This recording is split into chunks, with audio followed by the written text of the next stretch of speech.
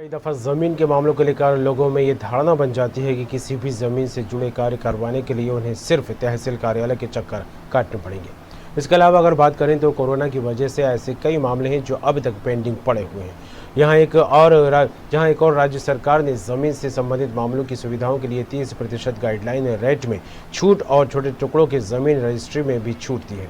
State head Nitin Choubey ने रायपुर तहसीलदार Amit bag से खास बातचीत की और अधिकारियों द्वारा लिए गए फैसलों की जानकारी ली। एक और रिवेन्यू या तहसील कलेक्ट्रेट या अन्य नाम रिवेन्यू संबंधित मामले को लेकर पब्लिक की आम धारणा होती है कि वहां पर काम पेंडिंग्स रहते हैं, लोगों को चक्कर लगाने पड़ते हैं अपने काम को लेकर।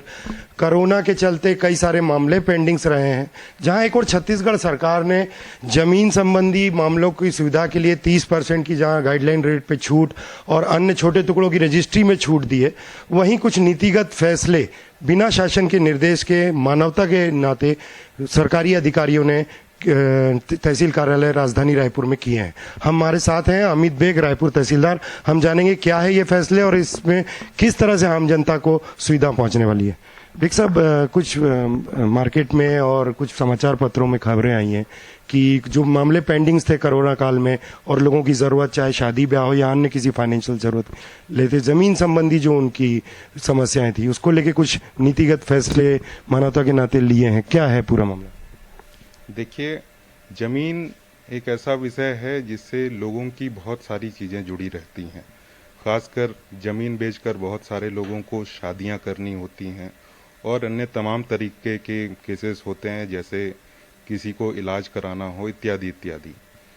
तो विगत दिनों जैसा कि हमने देखा, लॉकडाउन के कारण तहसील कार्यालय में सुनवाइयाँ निरंतर नहीं हो पाई हैं। तो ऐसे में जो लोगों के पेंडिंग पड़े काम थे, जिसके कारण उनके जो संबंधित कार्य हैं वो हो नहीं पा रहे थे, तो इसके लिए हमने कार्यालय स्तर पर ये निर्णय लिया है कि ऐसे अत्यावश्यक कार्य वाले जो भी पक्षकार हैं उनसे शीघ्र सुनवाई का आवेदन प्राप्त कर उनके प्रकरणों का यथाशीघ्र निराकरण कर लिया जाए, ताकि उनके जो महत्वपूर्ण काम पेंडिंग पड़े हैं वो समय पर हो जाएं।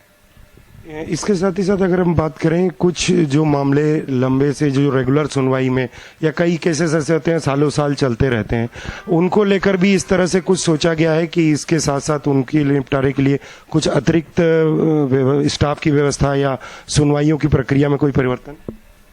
देखिए, जो तहसील कार्यालय में लंबे समय से पेंडिंग जो मामले हैं उस पर तो शासन पे समय समय पर ये निर्देश आता रहा है कि ऐसे मामलों का जल्दी निराकरण कर लिया जाए।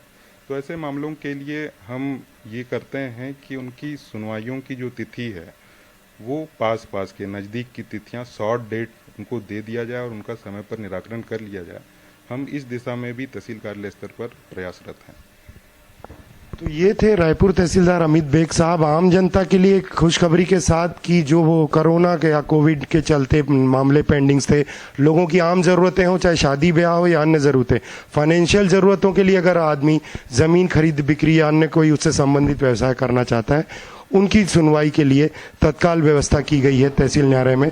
अधिकारियों का यह निर्णय सराहनीय है। कैमरामैन यासीन मेमन के साथ नितिन चौबे, न्यूज़ वर्ल्ड।